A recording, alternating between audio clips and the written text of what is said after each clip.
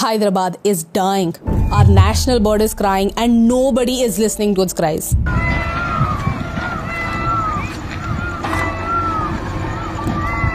ये वीडियो देखने के बाद मुझे रोना आ गया। मुझसे पूरा वीडियो देखा भी नहीं गया। हैदराबाद यूनिवर्सिटी की 400 एकड़ की जमीन तेलंगाना गवर्नमेंट ऑक्शन करना चाहती है। वो उस एरिया को एक आईटी पार्क के लिए यूज करना चाहती है। मुझे पता है ये वीडियो हमारे बाकी वीडियोस जैसे बिल्कुल नहीं है, इसमें कोई मसाला नहीं है, तो 99% लोग इसे स्किप करेंगे। लेकिन अगर आप उन 1% में से हैं जिन्हें देश की परवाह है, और देश की ही क्यों पूरी दुनिया की परवाह है, तो इस वीडियो को एंड तक देखिए।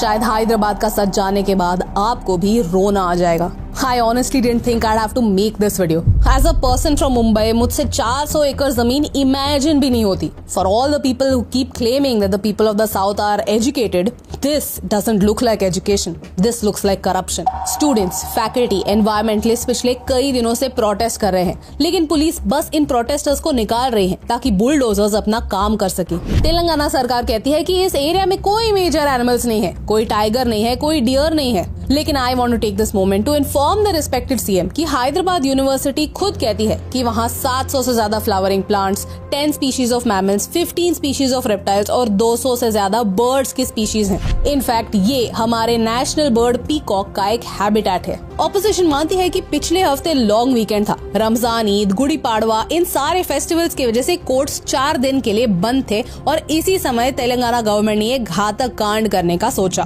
तेलंगाना की सरकार ने इस इशू पर कई यू टर्न्स लिए हैं। पहले उन्होंने कहा कि यहाँ पर कोई वाटर बॉडी नहीं है। फिर जब वाटर बॉडीज की फोटोज सामने आए तब उन्होंने कहा कि हमारी हैदराबाद यूनिवर्सिटी के साथ एक अग्रीमेंट हुई थी। हैदराबाद यूनिवर्सिटी ने खुद ऑन रिकॉर्ड आके कहा कि हमारा सरकार के साथ कोई अग्रीमेंट नहीं है। गवर्नमेंट ने यहाँ कोई सर्वे नहीं किया, उन्होंने सिर्फ टोपोग्राफी को इंस्पेक्ट किया। इस इमेज में आप क्लियरली देख सकते हैं कि कितना डिस्ट्रक्शन गवर्नमेंट ऑलरेडी कर चुकी है। हाई कोर्ट ने ऑर्डर भी दिया कि आप अपना काम रोक दीजिए, लेकिन गवर्नमेंट फिर भी रुक नहीं रही है। पेड़ अभी भी कट रहे हैं। कुछ लोग कहते हैं कि ये लैंड तेलंगाना गवर्नमेंट का है, जिसे उन्होंने एक लंबे लीगल बैटल के बाद वापस ले लिया है। So I started reading up about it. 1970s में तेलंगाना एजिटेशन चल रहा था और पीस नेगोशिएशन के लिए प्राइम मिनिस्टर इंदिरा गांधी ने लोकल लीडर्स के साथ नेगोशिएट किया और उस समय की आंध्र प्रदेश गवर्नमेंट ने एक ऑर्डर पास किया to allocate 2300 acres to the Hyderabad university. For some reasons known best to the people at that time, ये लैंड ऑफिशियली हैदराबाद यूनिवर्सिटी के नाम नहीं की गई।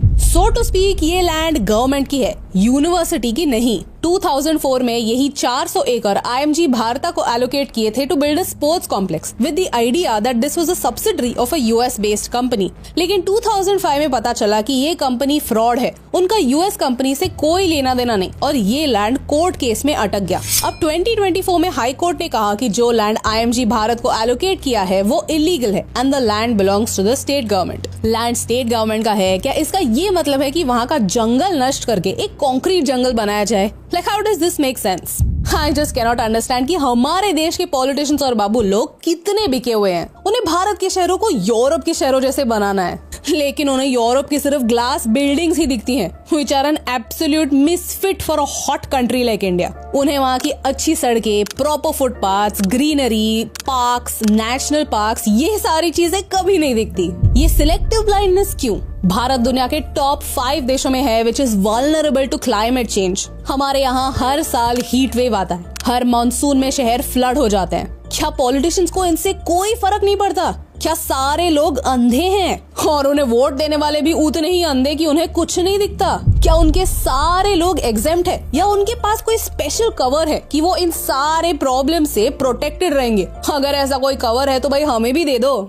आई डोंट अंडरस्टैंड कि एक IT पार्क एक हिल पर बनाने की क्या जरूरत है। I have not been to many places in Telangana, so I genuinely have a question. Is there no other place in Telangana to build an IT park? क्या फॉरेस्ट कट करना एकमात्र उपाय है? क्या IT पार्क वहीं पे आना आवश्यक है?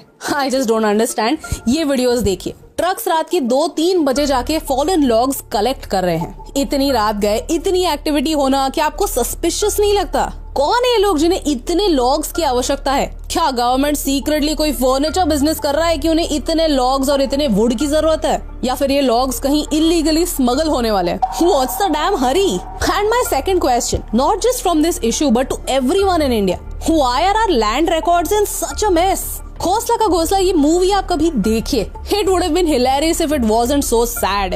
भारत में किसका लैंड कौन ओन करता है और उस पर कौन स्क्वाट करके स्लम्स बनाता है, इस पर जरा ध्यान दो. जो लोग इलीगली स्लम्स बनाते हैं वो सडनली ओनर्स बन जाते हैं क्योंकि उनके बिहाफ पर रोने वाले बहुत लोग हैं. इस केस में भी the land was transferred to the university for the purpose of creating educational institutions. लेकिन लीगली किसी ने ट्रांसफर किया ही नहीं क्योंकि 2300 acres is a lot of land which can be commercially exploited, and I think that's what's happening. University के 2300 acres में से 800 acres already दिए जा चुके हैं और बचे 1500 एकर्स में से 400 एकर्स फिर से कार्व आउट करने की बात हो रही है. यही वो 400 एकड़ है जिनकी अब बात हो रही है. This whole issue wouldn't have happened if the university owned rights to all of its land in the first place. हमें जरूरत प्रॉब्लम्स की नहीं सॉल्यूशंस की है. इसलिए पिछले 4 सालों से हम शुभजीत सर के साथ मिशन मैंगो कर रहे हैं, जहां हम लोगों से मैंगो सीड्स कलेक्ट करते हैं, उनसे प्लांट्स जर्मिनेट करते हैं, ग्रो करते हैं और बिलो पॉवर्टी लाइन फार्मर्स को हम डोनेट करते हैं. और पिछले 4 सालों में हमने 1,60,000 पेड़ लगाए हैं. भारत में कितने पेड़ कटते हैं ये हमारे हाथ में नहीं है, लेकिन कुछ पेड़ लगाकर इतना तो हम कर ही सकते हैं. अगर आप भी इस साल मिशन मैंगो का हिस्सा बनना चाहते हैं, शुभजीत सर की मदद करना चाहते हैं, तो इस एड्रेस पर अपनी आम की गुठलियां भेजना स्टार्ट कीजिए. हमारे इंस्टाग्राम पर पूरे डिटेल्स आप देख सकते हैं. ये नंबर निराशा के सागर में बस एक बूंद है, मुझे पता है, लेकिन फिर भी मैं चाहूंगी कि और लोग ऐसे प्रोजेक्ट्स शुरू करें ताकि उन्हें पता चले कि एक पेड़ को जर्मिनेट करने में, उसे ग्रो करने में कितनी एफर्ट लगती है, कितना मेहनत लगता है. So that when they know how hard it is to grow a tree, they will think twice और 10 times before cutting a tree. एक पेड़ काट दिया और 10 सैपलिंग्स लगाए, दिस डजंट मेक सेंस. ये सच है. In conclusion I just want to say कि we can't eat money, we can't breathe money, we can't take money with us when we die. ये हम कब समझेंगे? हर एक डिसीजन को सिर्फ और सिर्फ मॉनेटरी पर्सपेक्टिव से ही देखा जाता है और इसीलिए शायद हमारे शहर आज इतने ब्रोकन हैं, क्योंकि सारे पॉलिटिशियंस और बाबू लोगों को लगता है कि फॉरेस्ट अपने आप बन जाएंगे, हवा अपने आप साफ हो जाएगी, और पानी के बारे में तो ना ही बोले तो अच्छा है. द बिगेस्ट इशू इज सबको सिर्फ और सिर्फ पैसा बनाना है विदाउट रियलाइजिंग कि हम ह्यूमंस कुछ नहीं है. जब नेचर अपना गुस्सा दिखाती है तब कोई नहीं बचता, चाहे वो फ्लड्स हो, ड्रॉट्स हो, हीट वेव हो, अर्थक्वेक हो. हम नेचर के सामने कुछ नहीं है. नेचर के सामने हमारी कोई औकात नहीं है. हमें ये समझना ही होगा कि ये दुनिया सिर्फ हमारी ही नहीं है, सारे प्राणी पक्षियों का भी घर है. जो इंसान इनकी चीखें नहीं सुन सकता, इनके आंसू नहीं देख सकता, वो इंसान नहीं है. पिछली जनरेशन से होप करके कोई फायदा नहीं है. ग्रीड ने उनकी आंखों पर पट्टी बांधी है, जिससे हमारा कल आने वाला विनाश वो आज नहीं देख सकते. अगर भारत को कोई होप है तो वो हमारी अगली जनरेशन से है, जो मैच्योरिटी से समझ पाए कि वसुधैव कुटुंबकम का असली मीनिंग क्या है. मुझे पता है कि 99% लोग इस वीडियो को एंड तक नहीं देखेंगे, और जो देखेंगे वो शायद समझ नहीं पाएंगे. लेकिन अगर आप उस 1% में से हैं जो दुनिया का दर्द समझ सकते हैं, तो इस वीडियो को शेयर कीजिए. इसे अपने दोस्तों और फैमिली के साथ शेयर कीजिए. Tag your favourite celebrities, influencers, leaders, क्योंकि एक एक करने से क्या फर्क पड़ता है, लेकिन एक एक के करने से बहुत फर्क पड़ता है. और इन दोनों लाइंस में सिर्फ एक का फर्क है, and that's the reason why फर्क पड़ता है.